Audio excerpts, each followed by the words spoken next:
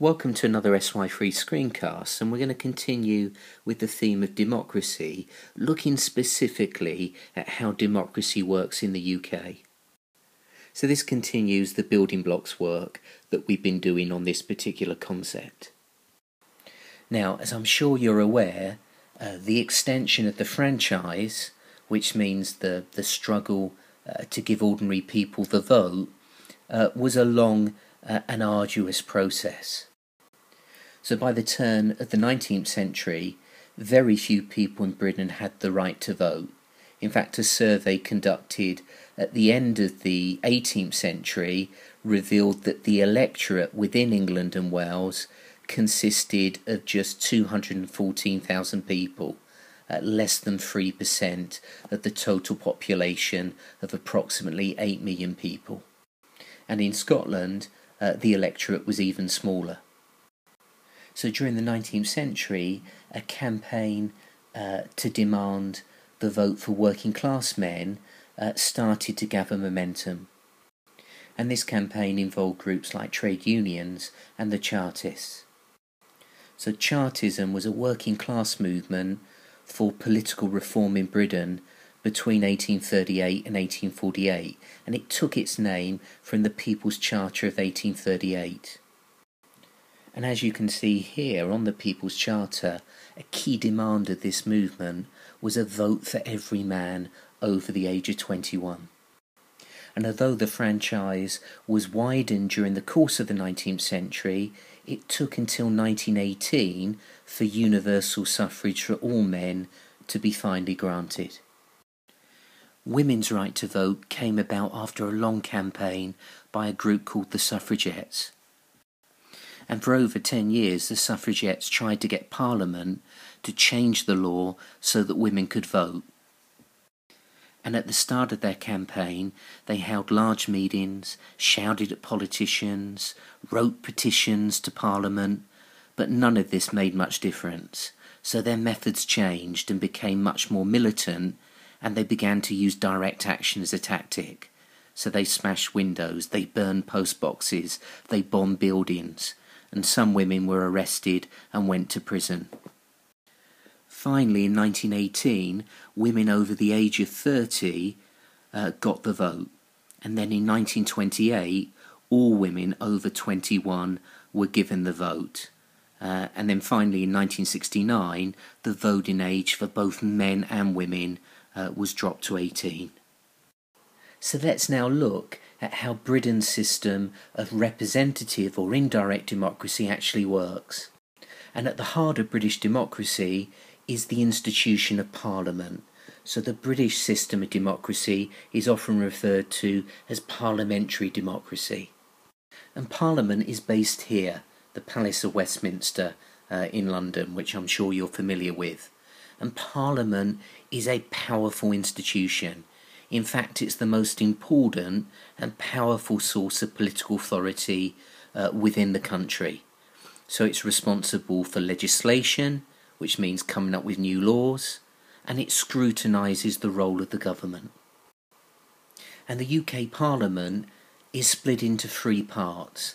There's the monarchy, the Queen, there's the House of Commons, and then there's the House of Lords. Now, the role of the monarch, the role of the Queen, is largely symbolic and ceremonial. She doesn't actually have any real powers. So let's focus on the two most important parts of Parliament, the House of Commons and the House of Lords. So hopefully you'll recognise this particular image of the House of Commons. And the House of Commons is the most powerful part of Parliament because its members have been elected. So these people are what we call members of Parliament, or MPs, and they've been chosen by the people of the country. And there are currently 650 MPs, and each one represents the people in a different part of the country. And these MPs come to the House of Commons to debate new laws that the government wants to introduce, and to put questions to the government and to debate major issues of the day. And after some of the debates in the House of Commons, there is a vote, and that is how MPs have their say on new legislation, on new government plans, and on government spending. In other words, we vote for them in general elections, and then they vote on our behalf when they get to the House of Commons. Now, you might not recognise this particular image, but this is the other important part of Parliament called the House of Lords. Now, the House of Lords has about 740 members, but it's nowhere near as powerful as the House of Commons because its members are not elected. Most of them are appointed to the House of Lords by the Prime Minister, and they're what we call life peers. So some of these people are retired politicians, so they're people that used to be MPs, but a lot of these people are experts from outside of the world of politics. So people that have had a career in business, in science, in education or the arts, for example. Now, like the House of Commons, the House of Lords helps to make our laws. And the main role of the House of Lords is to look at the small print of every law that goes through Parliament to make sure that it will actually work in practice. Now, going back to the elected chamber, the powerful part of Parliament that we call the House of Commons, these members of Parliament are elected at general elections. And there has to be a general election within the UK at least once every 5 years. And in a general election, the United Kingdom is divided up into 650 different geographical areas that we call constituencies or seats. And each constituency or seat is represented by one member of Parliament. Now, constituency boundaries are determined by population size. So each constituency within the UK is meant to have roughly 70,000 people living there. And this means that if we take Scotland and we look at the Highlands of Scotland, where the population is spread really far, the constituencies tend to be really big. Whereas if we look at other parts of Scotland, if we look at this central belt of Scotland, between the two main cities of Glasgow and Edinburgh, we can see many more constituencies because the population is more densely concentrated.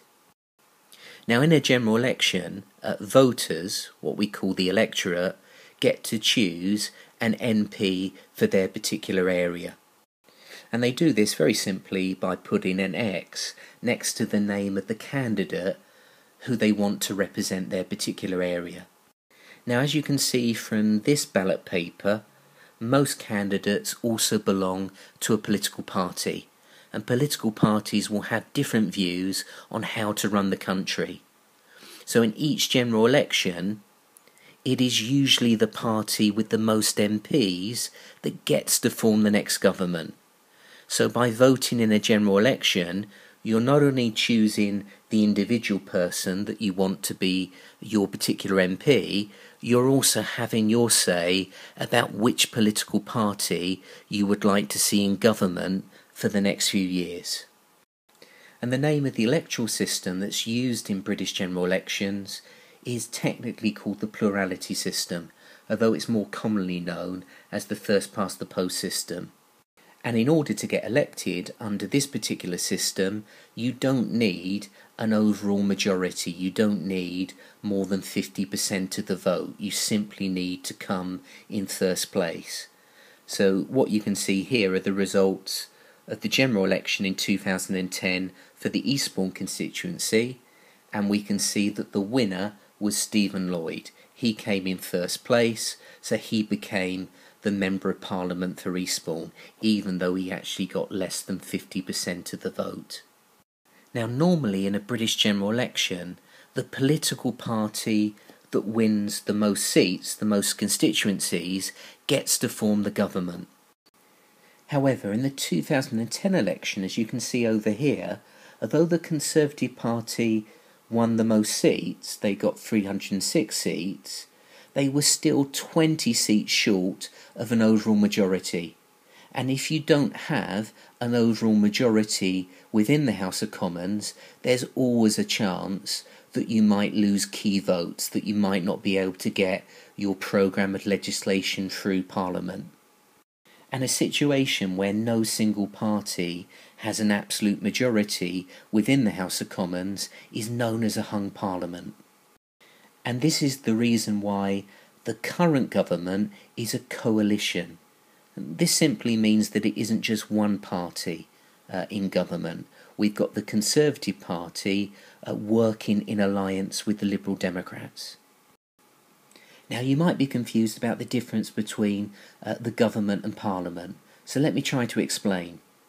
The government is like the management of a country. So if we imagine a country to be like a company, the government is the management.